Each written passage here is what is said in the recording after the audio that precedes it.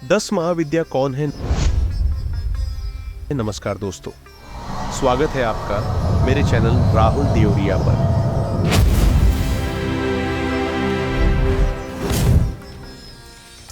आज हम एक बहुत ही रोचक और आध्यात्मिक विषय पर बात करेंगे। तो चलिए बिना देर किए शुरू करते हैं।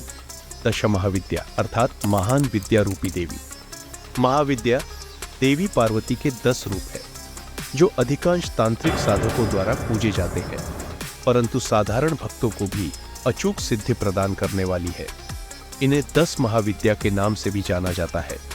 ये 10 महाविद्याएं आदि शक्ति माता पार्वती की ही रूप मानी जाती है।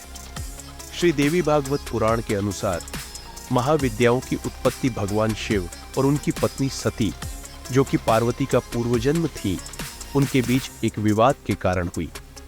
जब शिव और सती का विवाह हुआ तो सती के पिता दक्ष प्रजापति दोनों के विवाह से खुश नहीं।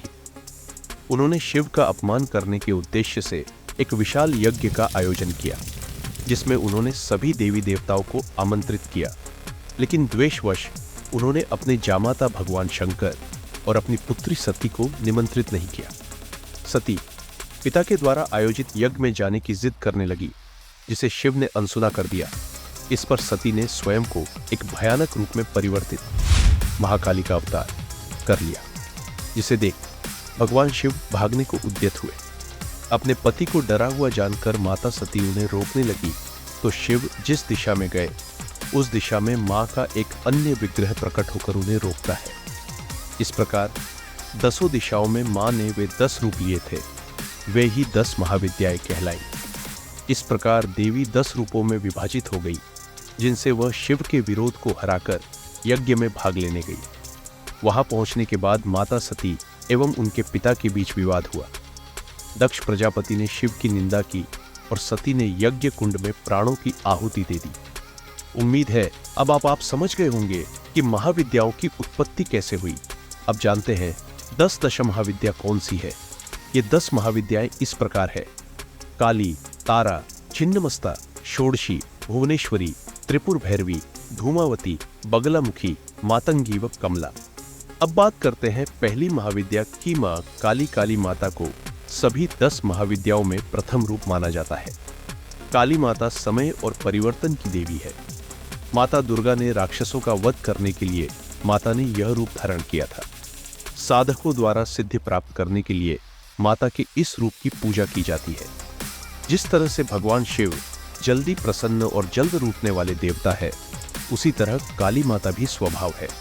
इसलिए जो भी भक्त इनकी साधना करना चाहता है, उसे एकनिष्ठ और पवित्र मन का होना चाहिए। देवताओं और दानवों के बीच हुए युद्ध में मां काली ने ही देवताओं को विजय दिलवाई थी।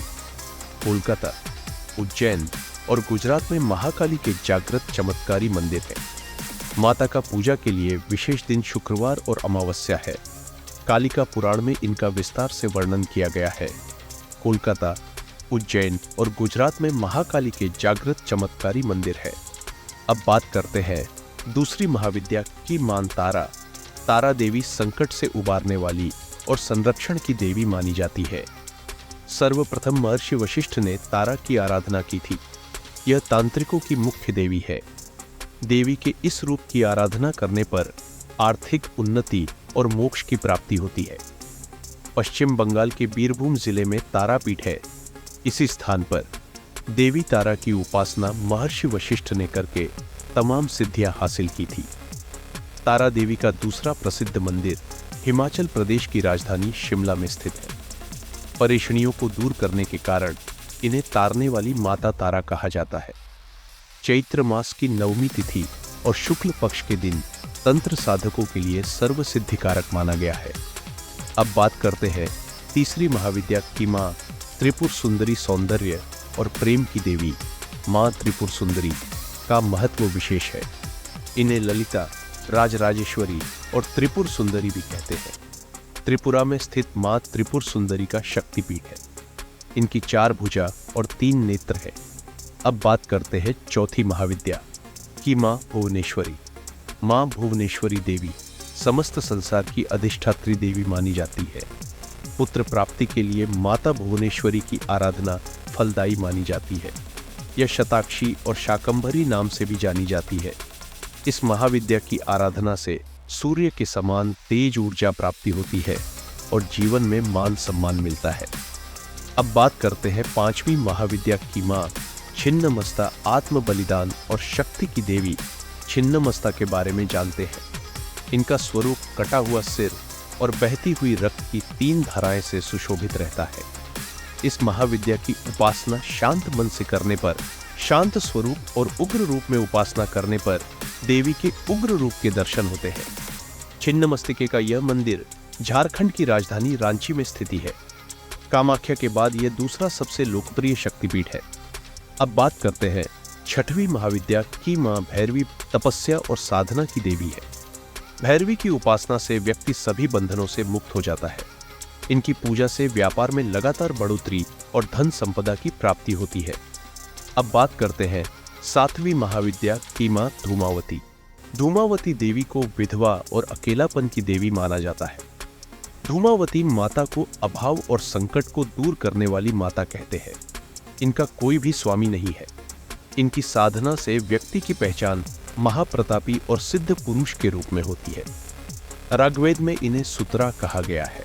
अब बात करते हैं आठवीं महाविद्या मां बगलामुखी देवी। मां बगलामुखी देवी शत्रुनाश और विजय की देवी है। बगलामुखी की साधना दुश्मन के भय से मुक्ति और वाक सिद्धि के लिए की जाती है। जो साधक नवरात्रि में इनकी साधना करता है वह हर क्षेत्र में सफलता प्राप्त करता है।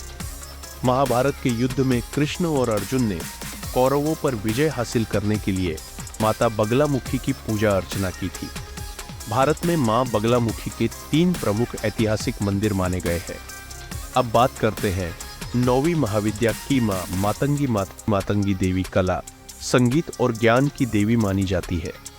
जो भक्त अपने गृहस्थ जीवन को सुखमय और सफल बनाना चाहते हैं उन्हें मां मातंगी की आराधना करना चाहिए।